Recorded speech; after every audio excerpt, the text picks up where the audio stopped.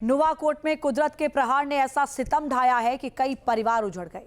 तमाम लोग लापता हैं जिनकी तलाश की जा रही है। सैलाबी सितम की मार झेलने वाले यूपी के बलिया के रहने वाले पन्ना लाल भी हैं। पन्ना लाल ने इस आपदा में अपना सब कुछ खो दिया। अब आंसू हैं, बेबसी है, बेइंतहा दर्द है।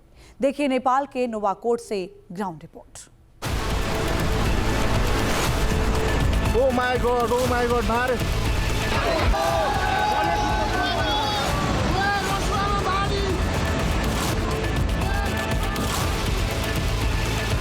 लाइफ यो चाहिँ है गाइस, यस्तो लाइफ छ। ओहो, जो नदी जीवनदायिनी थी वो रौद्र रूप धारण करके ऐसी बही कि सब कुछ तबाह कर दिया।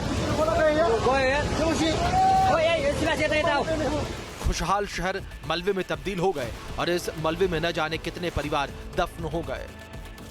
अब बेबसी है, लाचारी है, अपनों को खोने का गम है।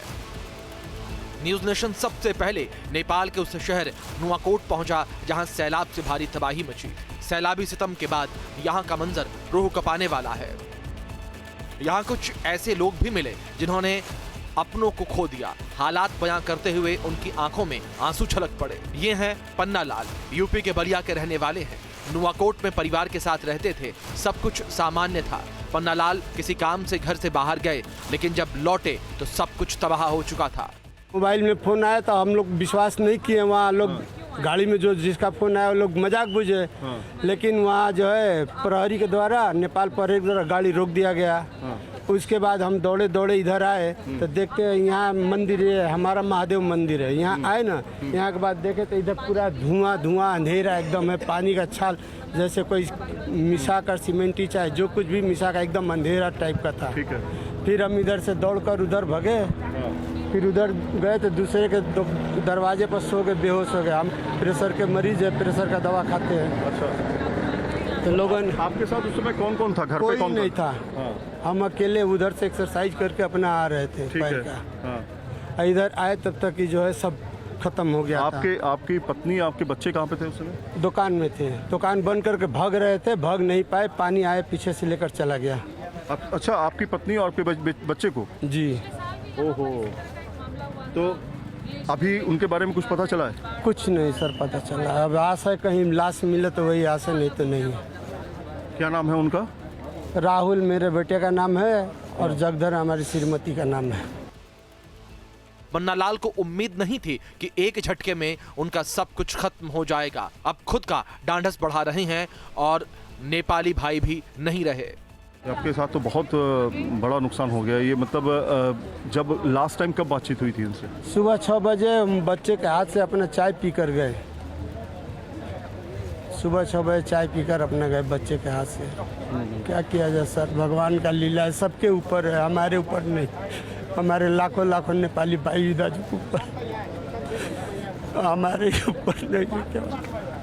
लाखों लाखों नेपाली दाजू भाई को सबका समझ कर। दरअसल त्रिशूली नदी ऐसी विकराल हुई कि नुवाकोट को पूरी तरह तबाह कर दिया। सैलाब अचानक आया, किसी को संभलने का मौका तक नहीं मिला।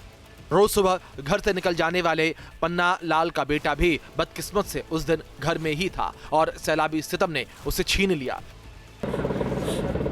राहुल कितने बड़े थे? 18 बरस का था, तभी पढ़ रहा था 8 क्लास में। मन किया था कि बच्चे को अपने साथ ही ले जाते एक्सरसाइज कराने के लिए? डेली जाते थे, वो दुकान लगाता था, हम एक्सरसाइज करके 8-9 बजे चले आते तो फिर वो पढ़ने चले जाता था। वही चाय बना कर देता था, चाय पीते थे और चले जाते थे। एक सहारा था आप लोग? जी। अब तो सब खत्म हो गया, सहारा भी नहीं है, पैसा भी नहीं है, कुछ भी नहीं है। अपना ख्याल रखिए आप।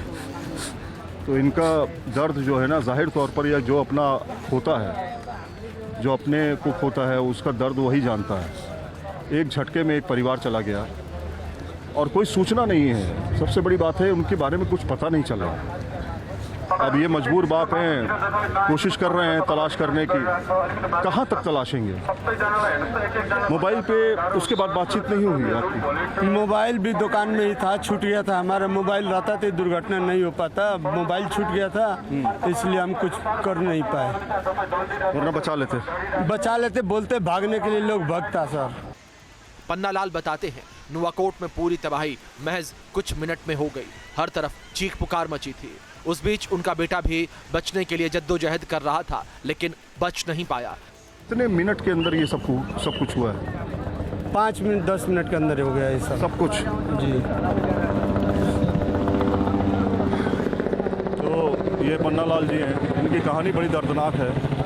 इन्होंने अपने बच्चे को खो दिया, अपनी बीवी को खो दिया है, और अभी पता भी नहीं चल रहा है कि वो बॉडी कहाँ है, बॉडी है भी कि नहीं है। हो सकता है कि कहीं हो सकता है उनके पास मोबाइल ना हो सकता है जिंदा हो। कहते हैं प्रत्यक्ष देखने वाले लोग कहते हैं कि बाहर ले गया। मेरा बेटा एक आदमी से बोलता अंकल अंकल मुझे पकड़ लीजिए, लेकिन वो पकड़ नहीं सका, उसके सामने बाहर कर ले गया। नेपाल में अक्सर नदियां ओवरफ्लो हो जाती हैं, लेकिन ऐसी तबाही की उम्मीद किसी को नहीं थी। नुआकोट में अपनों को खोने वाले पन्नालाल अकेले नहीं हैं। न जाने कितने लोग लापता हैं। लापता लोगों की तलाश में रेस्क्यू ऑपरेशन चलाया जा रहा है। कुछ लोग खुशनसीब हैं कि जिनका रेस्क्यू कर लिया गया, वे बच गए, लेकिन उनका सब कुछ तबाह हो गया। कुछ इस तरह से लोगों को लाया जा रहा है, क्योंकि बहुत ज़्यादा कीचड़ है, बहुत ज़्यादा मड है। कहाँ से ला रहे हैं सर आप इनको? इसका घर था, वहाँ से आपका घर था? हाँ। तो घर चला गया आपका? दो बैग चला है। मेरा चेकबुक खरीदा है, वो निकालना सब, बाकी सब चला गया। हाँ। तो इस तरह से रेस्क्यू करके लाया जा रहा है। और दूसरी तरफ ये देखिए, ये एक तरीका है लोगों को बचा करके लाने का। जेसीबी की मदद ली जा रही है ताकि उस जगह से लोगों को निकाला जा सके। ये नेपाल पुलिस के लोग और जो नेपाल पुलिस के जवान हैं उनको यहाँ पर लाया जा रहा है। नुआकोट के इन तस्वीरों को देखकर अंदाजा लगाया जा सकता है कि जब यहाँ सैलाब आया होगा उस वक्त मंजर कैसा होगा। स्कूल हो, रिहायशी इमारतें या फिर सरकारी बिल्डिंग, सब मलबे में मटियामेट हो गई। इस वक्त हम जेसीबी के जरिए उन तमाम इलाकों की तरफ जा रहे हैं जहां पर काफ़ी ज़्यादा मड है, जहां पर इतना ज़्यादा दलदल आ चुका है। नवाकोट का ये इलाका है और इस नवाकोट के इलाके में जेसीबी के बगैर हम अंदर तक नहीं जा सकते, इसलिए हमने बाकायदा जेसीबी का सहारा लिया है। और जेसीबी के ज़रिए आप देखिए ऊपर बैठ करके किस तरह से हम ये इस पर बैठ कर, इस पर खड़े होकर के अंदर की तरफ जा रहे हैं। तो देखिए ये वो जगह है, ये वो साइट है जो काफ़ी ज़्यादा तबाह हुई है। ये नवाकोट की जगह है और ये पूरी मार्केट हुआ करती थी। इस पूरे मार्केट में अगर आप देखेंगे तो सब कुछ ख़त्म हो चुका है, सब कुछ दफन हो चुका है। करीब 10-10 फीट 15-15 फीट तक ये मलबा आ चुका है। बहरहाल जिंदगी बचाने की जंग जारी है, लेकिन पन्नालाल जैसे लोगों को सैलाब ने ऐसा दर्द दिया जो जिंदगी भर सताता रहेगा।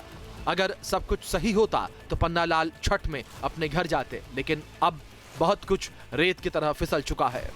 हम लोग यही रहते थे, बराबर छठ पूजा में केवल घर जाते थे। तो ये पन्नालाल की कहानी है और ऐसी दर्दनाक बहुत सारी कहानियां हैं जो अभी भी नेपाल में इर्द गिर्द घूम रही हैं।